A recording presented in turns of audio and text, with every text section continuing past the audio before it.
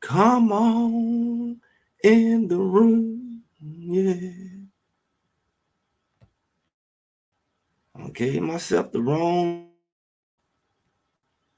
Y'all come on in this room.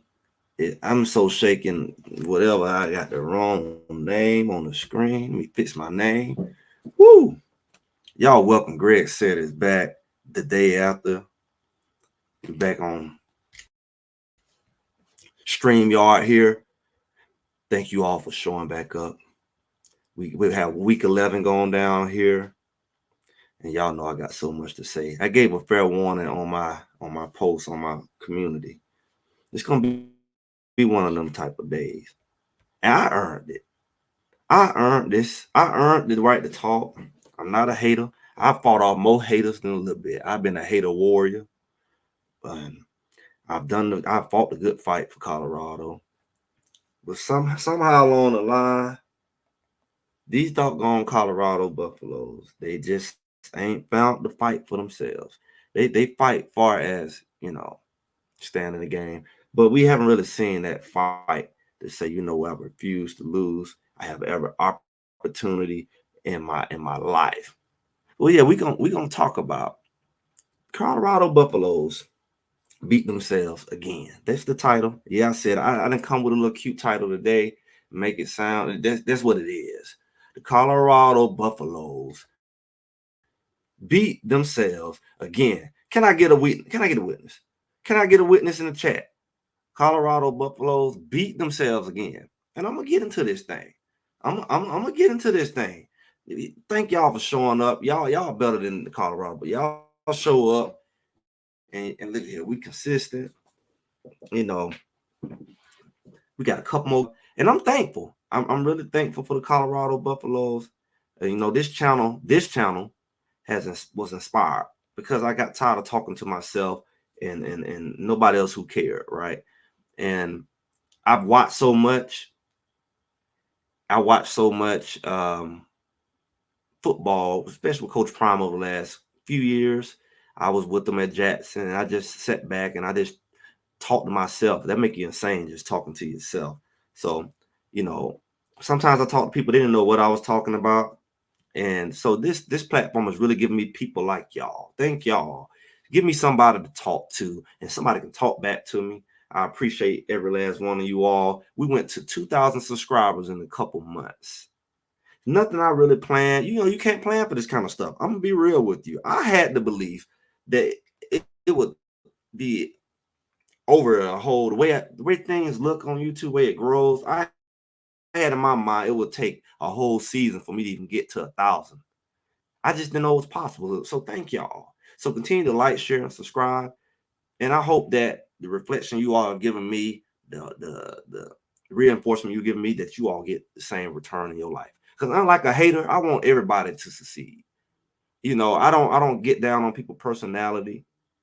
I don't get down on you know how people do things. I know people are different. Somebody say, "Did I see Watkins decommit?" No, but we can get into that type of stuff because I'm gonna explain to you all the problem. And if I was a player, I would know the problem right in front of me. It's a scary thing what we're seeing. I'm just gonna start off like this. Those players, Coach Prime is kind of saying it, but those players did what they should do. They did what they could do. Not all of them, but they did enough to win. The coaches lost that game, guys. The players made mistakes, but I'm gonna tell y'all, they lost that game. And this is not the first one. And we don't been going down this, and everybody other channel been going down this. People are not. We get mad when they say they coaches, but I mean that's why you have them. You have coaches to make decisions, and you have coaches as an extra set of eyeballs to know who need to be where. And we've seen Colorado fail in both of those areas. We've seen Colorado fail in the decision making on who needs to be on the field, and we've seen them fail in the adjustments. From game to game, within game, it looks like they just don't make adjustments. And that's just not normal at this level. Like you see everybody else making adjustments. It's not normal to see a team that don't make adjustments. It's abnormal at this level. And it's really weird because, when I watch the game, and I got a little different background. I don't know. Everybody different. So I can be different like y'all. I got a little understanding of spiritual and stuff like that. And it is Sunday. But I'm Sunday, Saturday every day. So what is it really? But it's kind of something weird going on. I think they just stopped taking gifts up in that building. I'm just gonna say that. Somebody sent us some hoodoo. Some hey, that ain't a real name, but it's some sorcerer, something going on. Because mine's is just lapsing around there. And it just I call it a losing spirit. I know it was there in Colorado. We need to deal with that because they just refuse to show they know how to win. So I'm gonna get in my good, bad, and ugly. Since we're here, we 5 minutes in, everybody's here. Y'all make sure y'all like, share, and subscribe. This is Greg said it's good, bad, and ugly.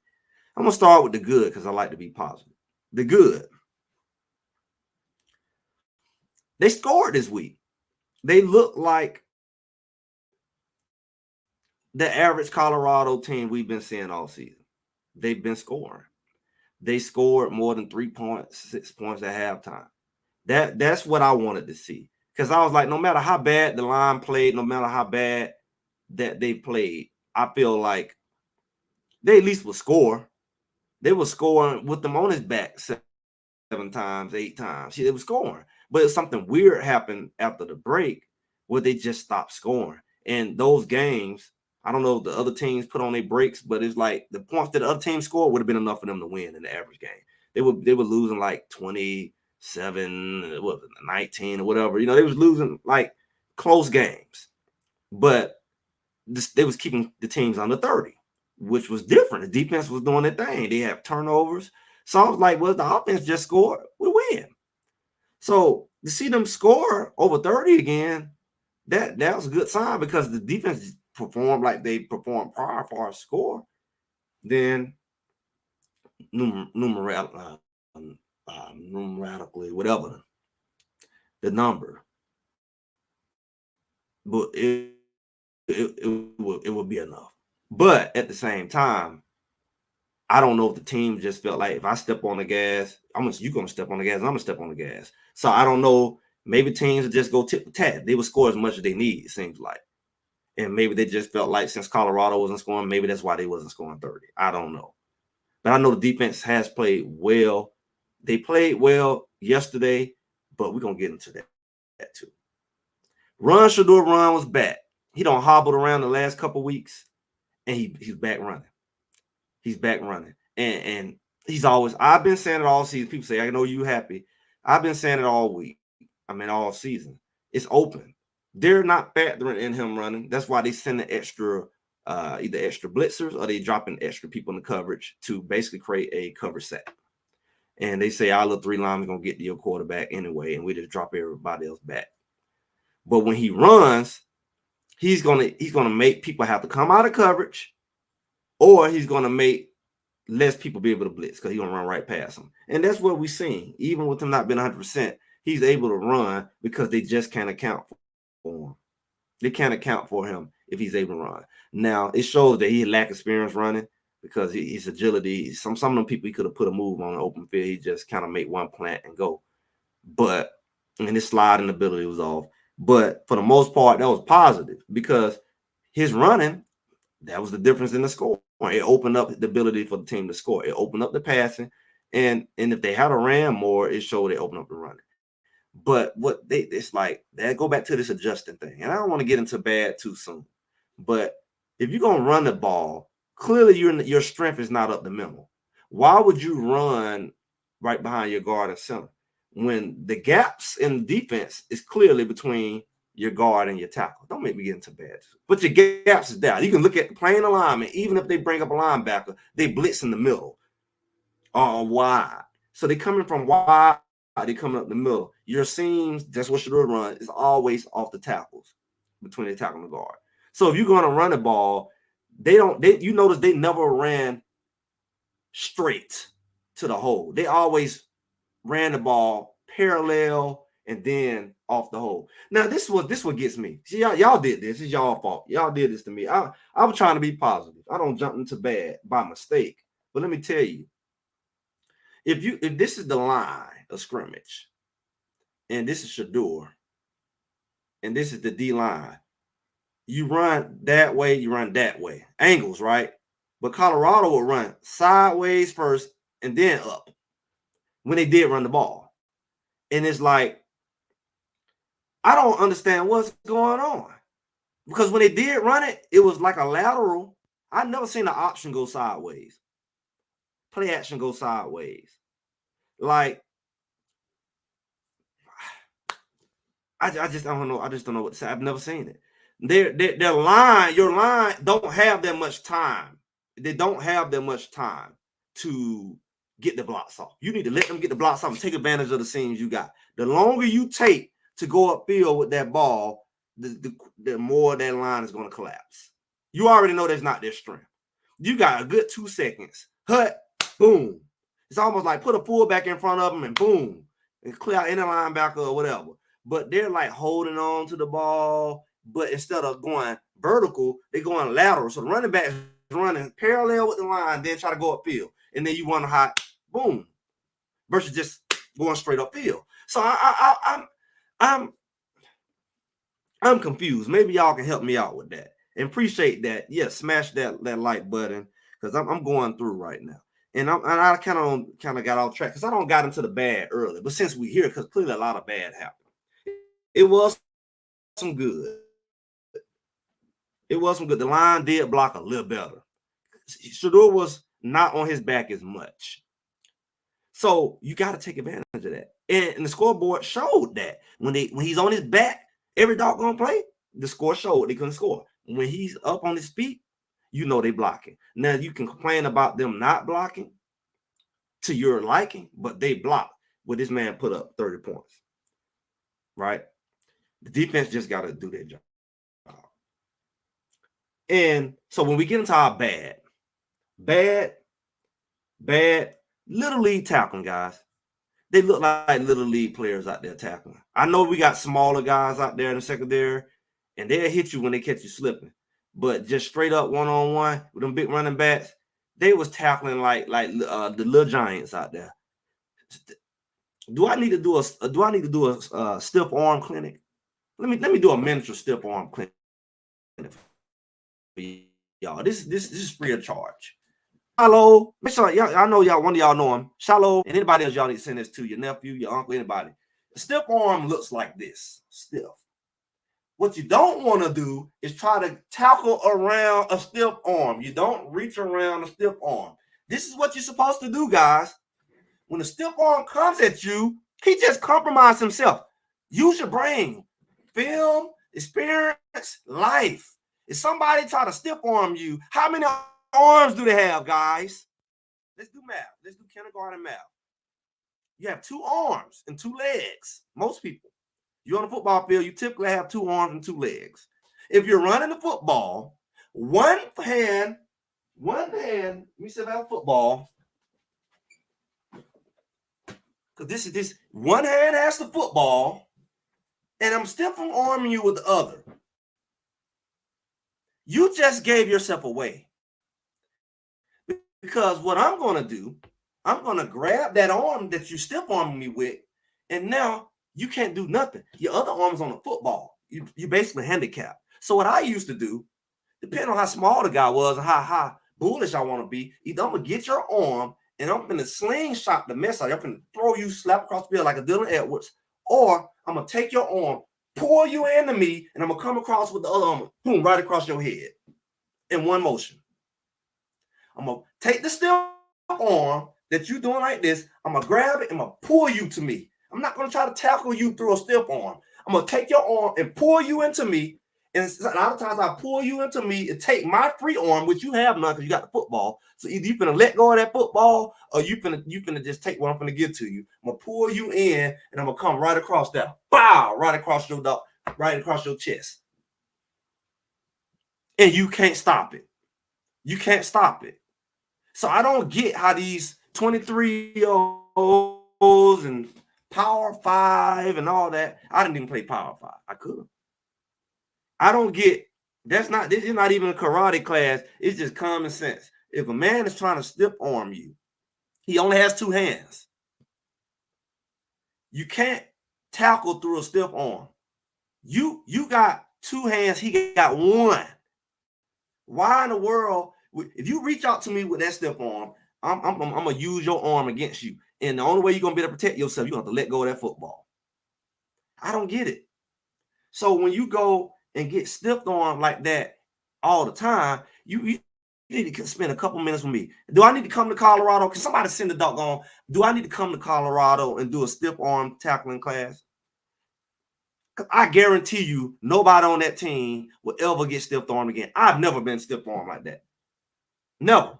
If you get a stiff arm on me, I'm gonna get your arm, and you finna forget about running because you know what's about to happen. I might just take your arm and just throw you. Boom. And you're gonna let go of that ball, you finna have a separated shoulder. That's just the honest God truth. This is not theory, this is actual real life. I used to do this. You're not gonna stiff arm me. I want you to stiff arm me. They're Henry stiff arm me. Your big old strong arm, you just help me. I'd rather tackle your arm than your big old body. Because I'm gonna take that arm of yours, and once I get a hold to it, you're gonna be trying to pull away from it. And you defenseless. Because if we game tackling at that point, you're really defenseless. Because I got your arm, you got the football in the other arm, and I got another teammate coming, you're defenseless. They'll break your legs. You can't avoid it. You got to let go of that football. Because somebody coming low and I got your arm high, you're done. So that's just I had to give that. That's free of charge for y'all. I hope somebody got something out of that. I hope maybe you share it with your little son, your nephew. The stiff arm is the easiest tackle to make. And I don't see how these big old Power 5, 20-something-year-old man ain't figured that out yet. I figured that out a long time ago. But the little league tackling got to stop. You know, you kind of dive in at their legs, hoping that they fall. If a man's coming forward to you, that probably not going to work. If he got his back to you, it probably is going to work because you going low, and by the time he turn around, you up under him. But if he running at you from 20 yards away in the open field, and he see you're small, and he watching up on, he know you going low. So he gonna either jump over you or put a move on you and make you look foolish in the middle of the field. But I ain't gonna even get too deep into that. Because I'm gonna tell y'all why. I'm really gonna move this to ugly, but no, it is ugly because the reason why our secondary struggled so bad. I'm gonna tell y'all why this is. It's not the secondary is that bad because I can't blame secondary. Have to come from 20 yards back. They play too far back for me. 20, 30 yards back and have to tackle a man at full steam coming towards me who is 230 and I'm 160 soaking wet. And I'm a hitter, but doggone, he got full speed coming to me and me against him. I'm not in the advantage here. You know why that's a problem? The linebackers. I bet none of y'all, I bet only a few of y'all figure this out. The linebackers are causing all of this. The linebackers are causing all of this. This is what's going on. If your linebackers are not filling the gaps, there is nobody there. If the linebackers are not there, the only other person there is your secondary. That's the only other person there. So that's why you see Ward come past the linebacker. Ward come past the linebacker and make the hit. Ward, Ashalo, they come from all the way in the back and they make a hit where your linebackers nowhere to be found. And trust me, I'm going to get into it. See, I just save it. Y'all, we're going to get into this because I'm going to go in on this. I'm trying to do my little list here. But I'm going to go in on it real soon. You think I went in on the stiff arm. I'm really going to go in. Y'all here today. Y'all going to get entertained today. If Greg said I never entertain y'all, he's going to entertain y'all today. Greg usually just talk like this and just be regular. But today, I'm telling you, because I'm over it. I'm over it, right? Your linebackers, let me tell you how I know your D-line is good. Everybody talk about D-line too small. You don't know crap. You know why? Because the D-line is actually doing their job. Do they put pressure on as they should?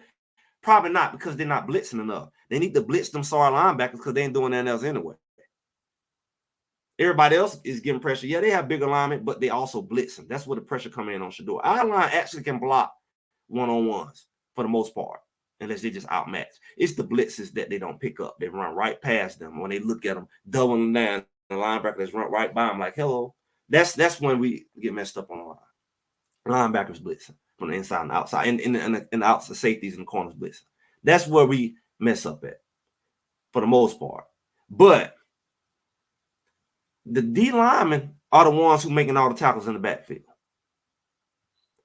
And what happens is if they get held, that's a whole nother thing. They get held and they reaching, and the linebacker standing right beside them.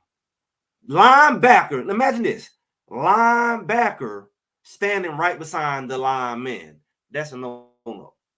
You're not blitzing. You just decide to go and stand on the same level as the lineman. You can't read on the same level. They taller than you, they bigger than you, and stronger than you. So our linemen made a lot of tackles in the backfield, and if they didn't, this game would have been a lot worse. The linemen did their job. The safeties did their job, because the safeties' job shouldn't be to come up and make a hit on the running game, because the linebackers are the ones who's supposed to have the most tackles in stopping the running game. Okay, so that's the bad. We talking about. We get more to that. That's actually ugly. Inconsistent, non-congruent penalty calling. That's real bad. That's real bad. I've said this before, and I tried not to be complaining, and Coach Prime can't say anything about it because they're gonna just grill him. But you know what it is. I watched referees sit back. This game, the camera was right in front of this face. It was a black referee, and they was tackling all over. We was like, "What's going on?" They pulling on me the whole game. I'm trying to get tackled. Got right on camera, and the guy sitting there like, "Ain't my job." I watched flags get thrown. He the one supposed to throw the flag. I'm watching him on camera when Travis Hunter got pass interfered, and he sat down and looked at it. He supposed to run through the flag. He on the camera sitting there watching it. He was not going to throw the flag. The flag came from somewhere else. This dude would not throw no flag. It's almost like somebody told him,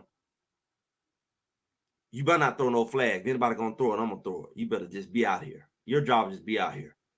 Because he clearly, some people say he paid off, whatever. Because this dude, and the look on his face was so, I ain't going to say the word, very,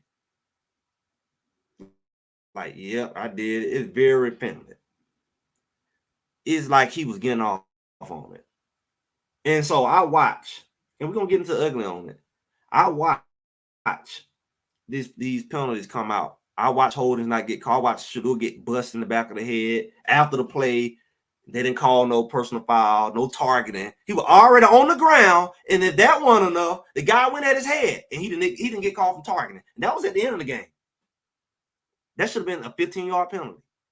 The same dude sitting there, ain't watching it.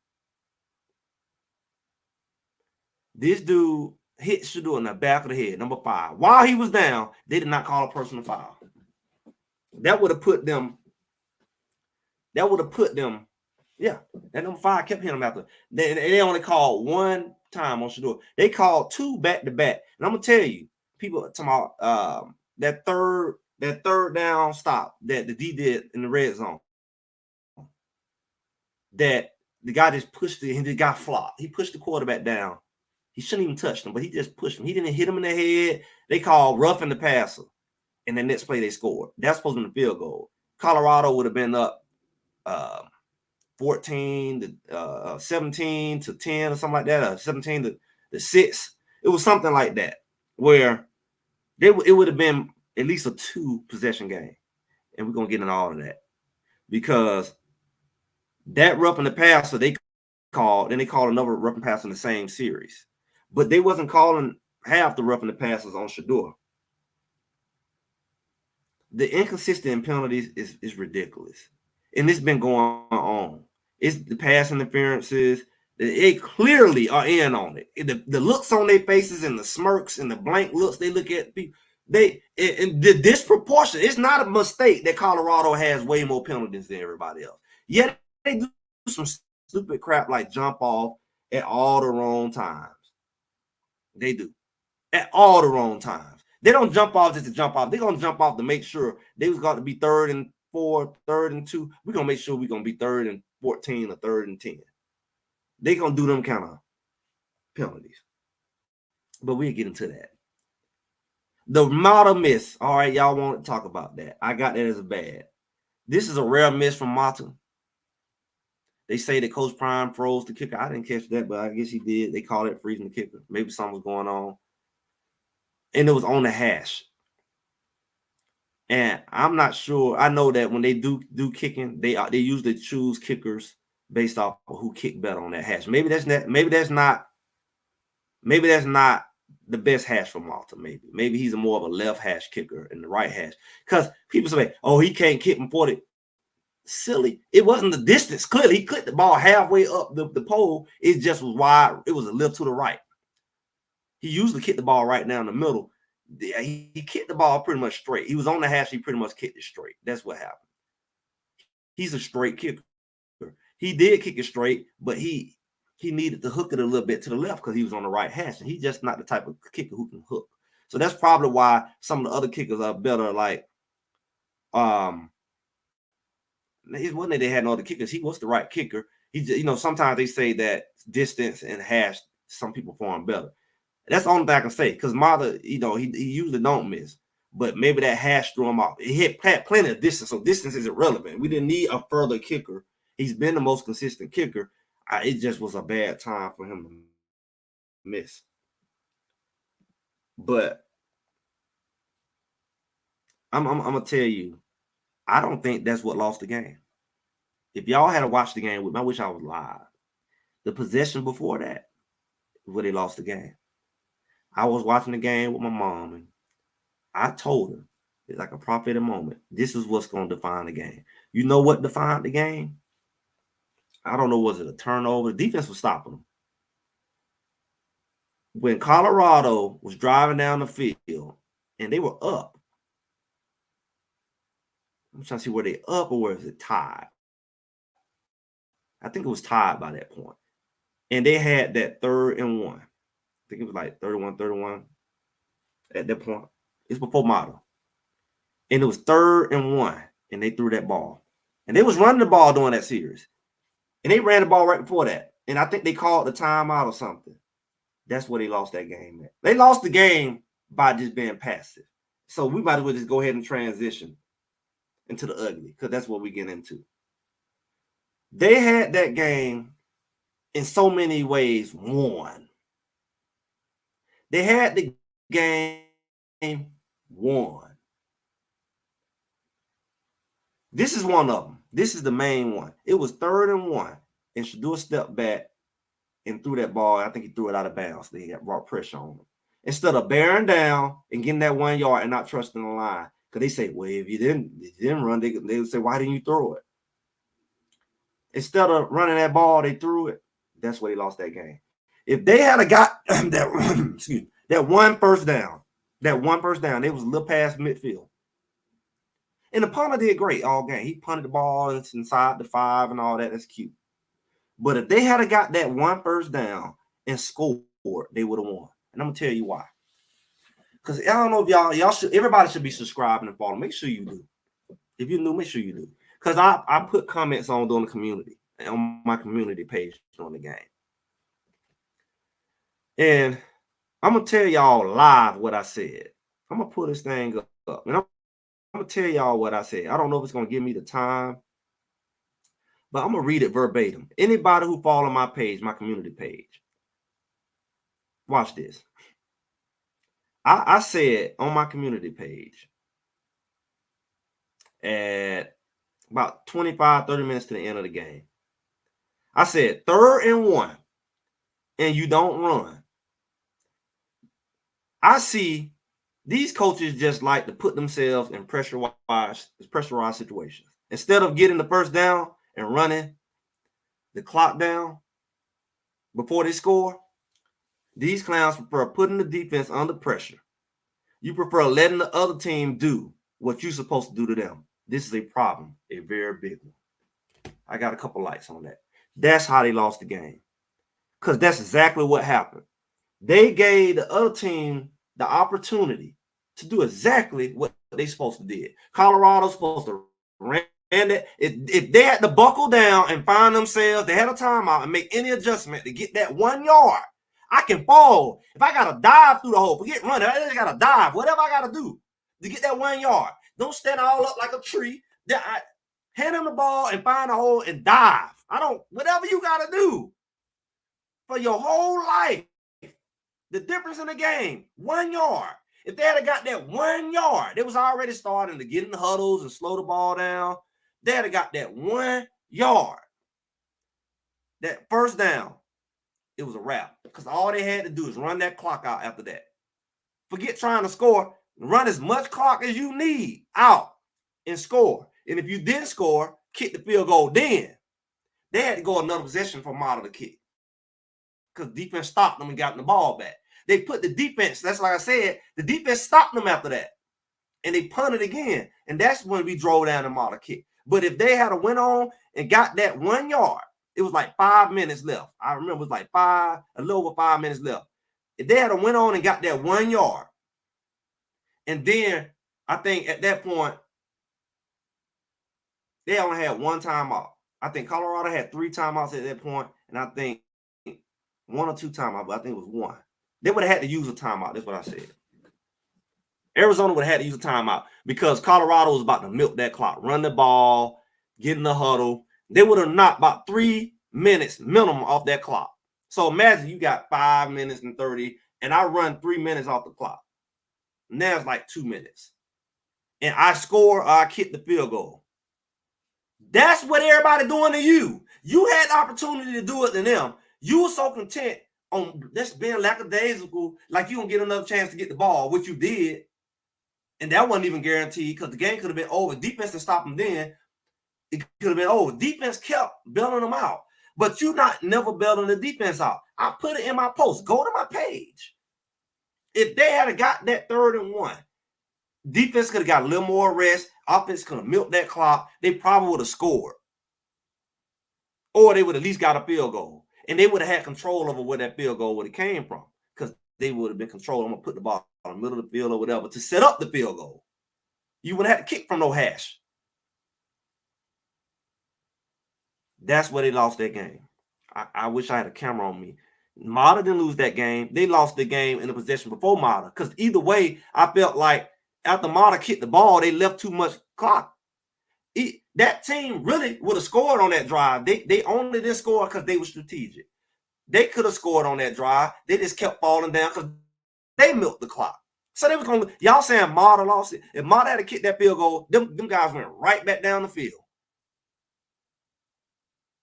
Pretty much where you would take a kick off at, because we kicked it from like the 30-yard line. They would have got the ball right there where to kick the ball off anyway. They went right down that field, and they pretty much scored. They pretty much scored. And when they didn't score, they said we'll milk the thing all the way down to 2 seconds and kick the field goal, and it's a wrap. Because that's how the game worked. It wasn't on Mata, because I'm telling you, they lost the game, the possession before Mata, when they refused to get that 1 yard and stepped back and threw the ball on 3rd and 1. Knowing your line, you already talking about your line don't block that good with pressure. You know they finna come. They gonna come anyway because it's 3rd and 1. They brought the whole house, and Shador got flushed out the box, and he threw the ball out of bounds. It's like he was content with throwing the ball out of bounds because I know we'll punt. But you keep putting your defense in and they doing their job, but you keep putting that back against the wall to make stops. They don't make enough stops to get you this game. Now you got to manage the game, coach. Now you got to manage the game, offense. Defense done their job. And that's how they lost. That's the ugly. The ugly is costly decisions. That was a costly decision. On 3rd and 1, that was a costly decision. They don't care if you need to put a fullback in. I don't care what you need to do. Lineman, whatever y'all need to do, we got to get this first down. If we got it, y'all gonna jump on sides, we gonna go on set, go. Don't need set, go. Don't worry about jumping outside, because soon we get up there, set, go. And we gonna push and push and push. Even if we had to do a quarterback sneak and line and running back just get behind them. 3rd and 1. That was the difference in the game. And I'm not gonna hop on that any longer. Penalties. I've done posts in the past. I've done videos in the past. Go check them out. This is what's being Colorado. 11 penalties. Is part of it on the refs? Possibly. But how many false starts?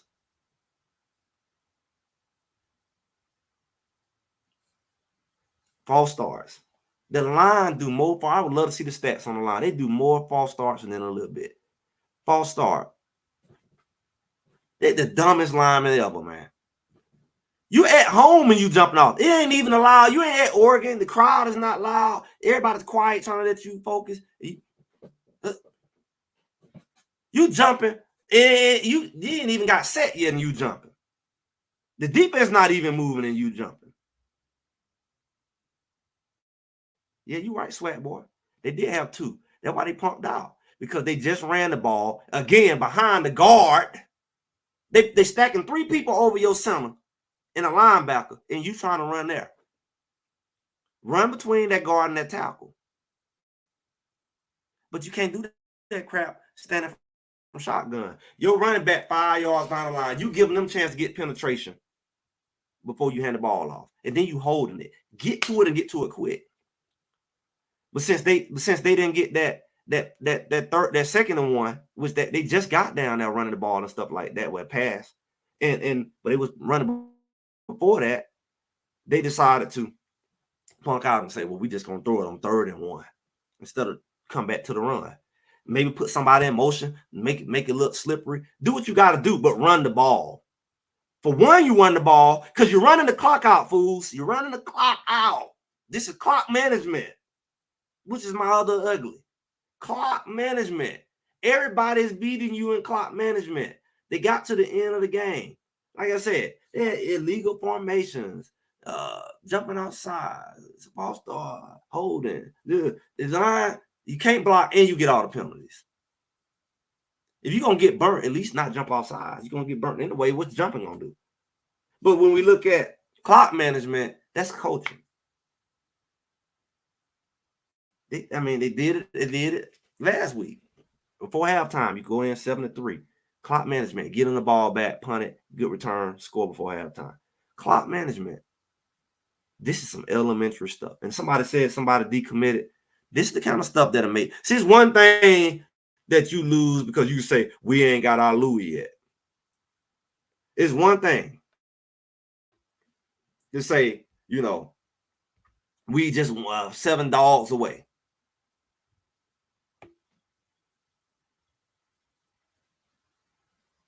Somebody made the comment. Dion said that they don't run good in practice. You don't trust it. That's full of it, man. It don't matter. It's about, I don't trust you throwing the ball. If you're going to use that theory, I don't trust you throwing the ball. You can sack. Your sacks show you. If you use the theory of, well, it don't look good in practice or it don't look good, well, you can sack. So that means you should never throw the ball. That's the theory. You can't say I don't run the ball because what happened in the past, because you've been getting sacked in the past and you still throw the ball.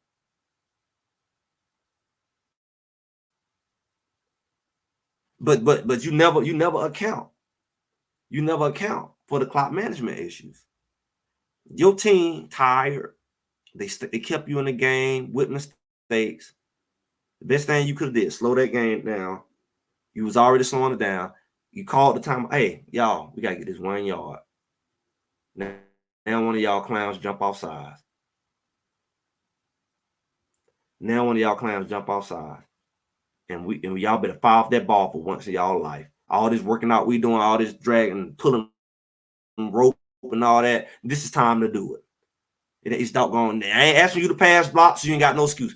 Get off that ball and push him, and don't let him push you back.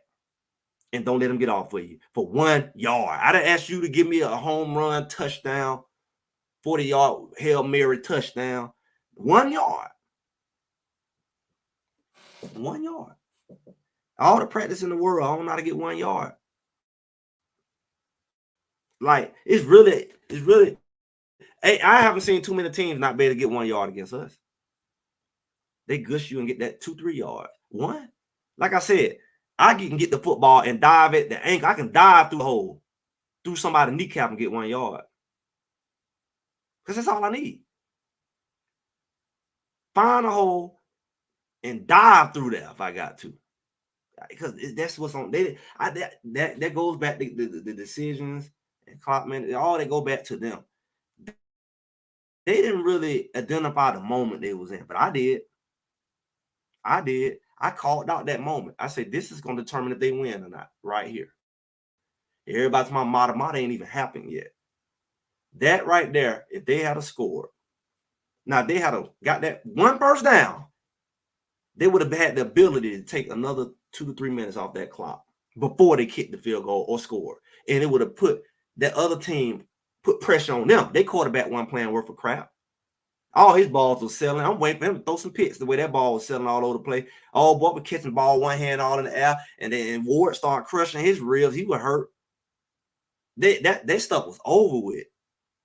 So what they came back and did, everything Colorado didn't do, run the ball. And guess why they was able to run the ball? I'm glad I'm finally here because I've been trying to get here. Bentley and Trevor Woods. I know y'all talk about Juju.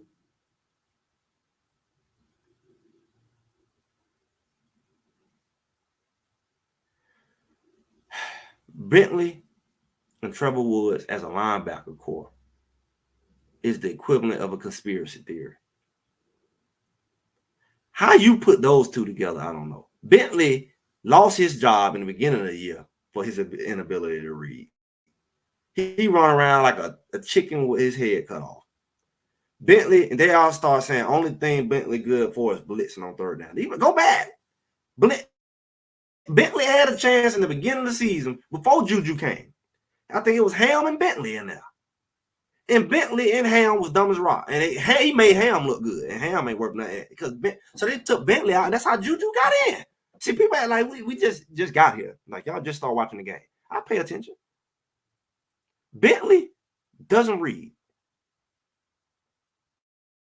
I wish I had a stand-up camera here. Because I'm about to break some stuff down for y'all. I played linebacker. I played corner. I played safety. I was the type of guy, the closer to the ball, the more damaging I was. If I'm covering you man to man, if I'm covering you man to man, you ain't getting out the ball. As close I am to the ball, the more problem is for you. The further back, you might got some hope. And that's just because of my makeup and because of my experience. There wasn't too much you can do with me in the box. You know, I get down on the line. I'll wear a lineman out. He can be 300-400 pounds and wear him out. I'm too quick, and you ain't getting your hands on him because I'm using my brain. These boys don't use their brain. This is what they do. You can say I love CU. Yeah, I don't know about that. I everything about CU. I like the storyline. I like Coach Prime. He brings more than football. I don't care about watching this football. I ain't no football brain. I'm a businessman, and I played football, and I like the strategy. And when you take away that component, it ain't football. When you take away the strategic and the fundamental components of football, it's no longer football. And that's why I don't like going to high school games and all these different things, because I prefer good football. I don't really care if you lose or win. If you play good football, I can say, man, they played good. They lost. But when you just play stupid football, it's not entertaining. It's irritating. And I didn't start watching this to be irritated. I didn't do that. But when you look at decisions like you put Bentley and Ham together, not Ham, Bentley and Trevor Woods together. You take Trevor Woods out of the secondary because he's really not performing there. And you put him, everybody say that's the only position he should play. But then you put him in linebacker, the position you say he should play, because he's tall. He need to put on some weight. But he don't have experience there. In this scheme at this level, he's the smallest linebacker. And he really don't know the position. and you put them in that full time. You're not putting them in there in packages. You put them in that full time. Something is off. It's almost like I try to be good because I don't know if I ever come across a guy, but I almost like Coach Hart. He needs to go find another job. That's how I feel. Trevor Woods knows nothing. It's like when I go on a basketball court, I can be an athlete. I can be that. I don't know. In my mind, I know absolutely nothing about the fundamentals as far as plays and positioning. And in my mind, I know that, and I play like it. And I mean, I can shoot. I can do this, but I really don't. I'm not comfortable. Trevor Woods, no way is comfortable at linebacker. He just out there saying this is just my way in the game. I'm gonna fake it till I make it. And him, but now Bentley don't have an excuse. Bentley is a 5-year linebacker from the ACC. I can see why he didn't play. He all swole up. But I'm gonna tell you, let me give y'all a little linebacker one-on-one. As a linebacker, the first thing you do as a linebacker is read. You don't take a step. You know what they do? The first thing they do is jump forward. So this is how dumb that is. You 5 yards off the ball, which is not a lot. Your first movement is forward 2 steps. So you just made it even easier if a lineman was to try to get to you. You made it easier for them. How stupid is that? They're 300-400 pounds, they're tired, and you make it easier for them to block you. That's the first problem. Second problem is the closer I move to the ball, this Einstein, Ray Charles sense. The closer I move to something, the harder I can see. If I move close to it, I limit my vision, my perimeter. I limit everything because I'm closer to the ball. So first thing I do is come forward, whether I know it's a pass, a run, whether I know which direction the run is, I'm committing before I even know where the ball. That's what it's called. It's called committing before you even know the ball goes. So if the ball go that way, and I commit, it's no way I can scrape. That's why when they run the ball, nobody's to be found, guys. That's why. If I commit forward and the ball go either direction, I can no longer go that way. One, because I can get caught on what is called the wash. That's all the linemen, D linemen. The D linemen get pushed into me, or the linemen, everybody's flowing that way. I can't get to the ball because I'm caught up in the wash. So that's a no-no for a linebacker. The linebacker has to stay back. That's why you call a linebacker back. You're supposed to stay back, see what's going on, see where the ball is going, and you go parallel.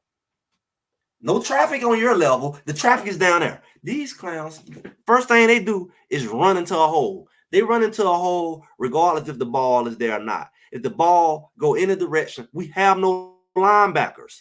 So that's why the running back hit the hole and he gone. The only person finna hit him is Woods or Shallow. And you wonder why they tired of hitting him at the ankle. You got the man come full speed up the hole. Nothing, no, he ain't got to make a cut. He ain't got to go through no tackle. He just goes straight through there. Linebacker is on the same level as the lineman.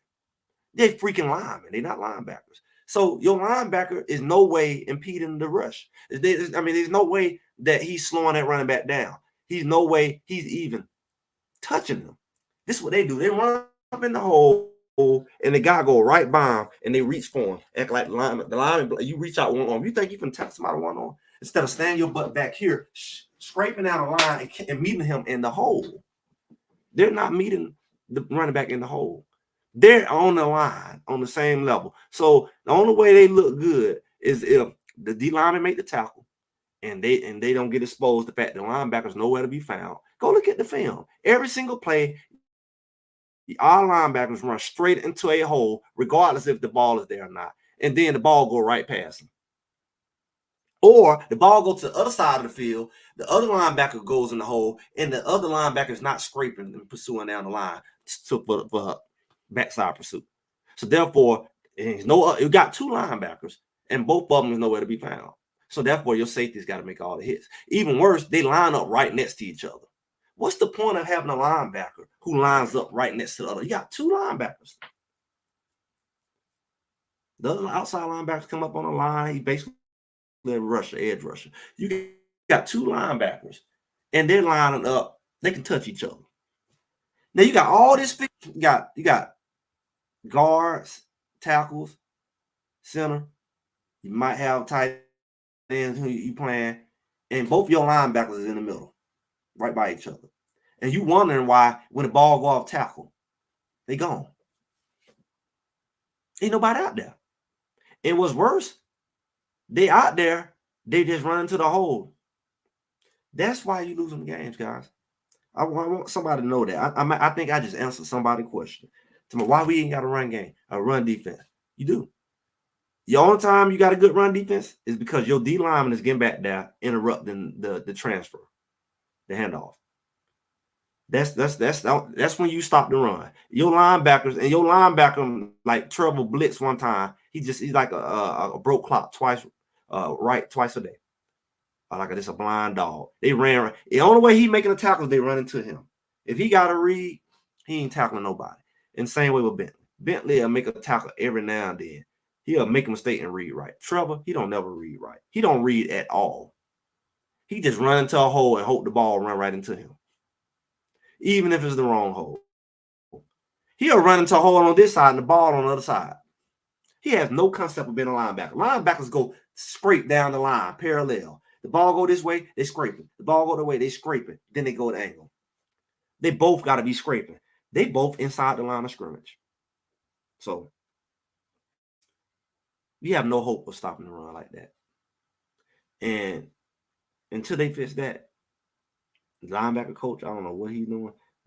You said he's supposed to be patient. It's more than patient. They just running into a hole. They don't even know if it's a pass play. That's why play action gonna work. Because they just run. They don't even identify if the ball will even cross the line of scrimmage. They don't even know.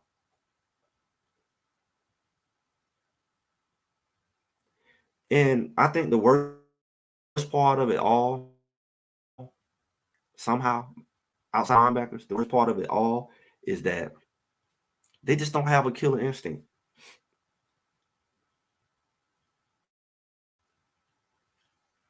They had multiple times to put away with the game. Defense make stops. They was up. This is the first time probably since Stanford that they had the lead. And instead of going ahead and like everybody else would do to them, instead of pulling off, they let the team come back in the game. And when they get close, they didn't pull away. They let them tie the game. Then we scored and they tied the game. It's like they was happy just to be there. It's like, oh, I'm up 7-0. Instead of going up 14, oh, 7-7. Oh, this is cute. 14. Oh, instead of giving you the field goal, give you a touchdown. Okay. Oh, we're 14. Okay. Oh, I got 21. That's 21. That's how they played. Okay, it's 21-17. It's like it's never was a point like, oh, we up. Let's go ahead and bury them. They don't have no. They really was like, no, you win. No, you're bowl eligible. You win.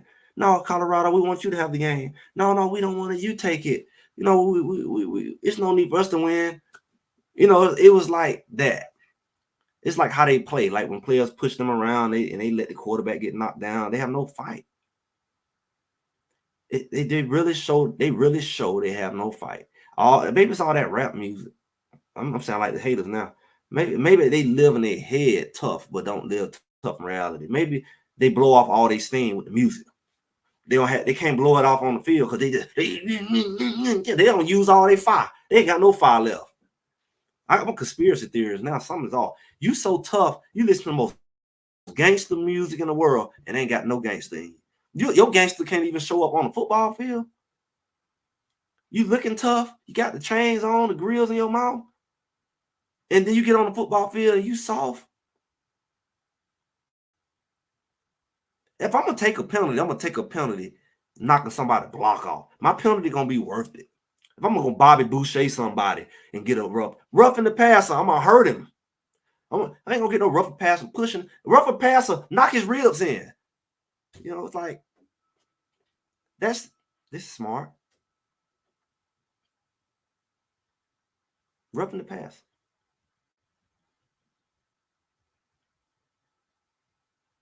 That's how you would do it. You're gonna get a penalty, get a penalty, but get it right. So I just think that killer instinct missing.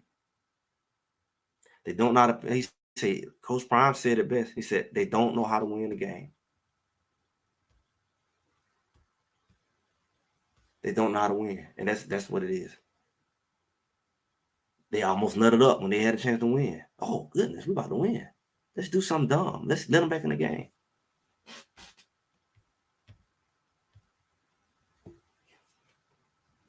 I don't know. They was content with punting the ball away. They was content with just having a one score lead. They had plenty of chances to pull away. So we can talk about Mata. We can talk about the O line. They the coaches blew it, and I think the players are a reflection of the coaches because it was clear. It was clear that they had the game, and they were looking like they was confused. They were looking like they were confused. It's irritating because we are invested, and I got the channel here. We invested, but it is what it is. I did have one good thing. I was able to see another Pac-12 game. For all y'all who haven't got your Tanggula box, that's my sponsor here. You see it scrolling at the bottom. Y'all go ahead and get your Tanggula box. I don't know which way, I know we're leading Pac-12, but you just never know when you're going to need it. My mom was trying to watch her game on her little Fire Stick. She had to come on over here and watch it with me because it ended up not being on TV again. It's like the third game. That comes with being part of Pac-12. It was on the Pac-12 network. You can't beat, paying for a box for less than a couple months what people pay for cable. Go ahead and text that 445-845-1 now. You see it at the bottom, cable color. Go ahead and get your box. We got a $50 off discount going. Go ahead and take advantage of it. Got all the movies, over 80,000 movies on it, all that good stuff. TV, you got everything on it. It's pretty good. I got one guy, he can brag about it on. He got one on here. Go ahead and get your Tanggula box. Go ahead and get it. And like I said, I'd never watched no Pac-12 network either, but I knew when that Pac-12 stuff came up, I was like, well, I'm not going to be getting a subscription every other week. And it's you using the same email, maybe the same IP address. I'm over there. I done that for years. I ain't had cable for years. I get tired of scrambling when the World Series or Super Bowl or whatever come, and I'm scrambling trying to get YouTube TV. Now they don't figure me out. I ain't run out of emails. Can't do it from the same computer. I don't know. So go ahead. Y'all make sure y'all get that Tanggula box. Got all the sports channel, got everything you need. NFL Network, got everything. Go ahead and test it. With that being said, I ain't even ate yet. Give me something to eat. Sunday going by. I'm gonna do my little inspiration later. Make sure y'all like, share, subscribe so y'all can catch the stuff coming. We got a couple games left. Let's enjoy this thing the best way we know how. I appreciate all y'all. The Tanggula box is no monthly. That's why you purchase it. You purchase the box. I think right now the special is around like $2.99. And again, that's probably less than most people pay for a couple months of cable. And no monthly. You just buy the box, plug it in. No setup, no nothing.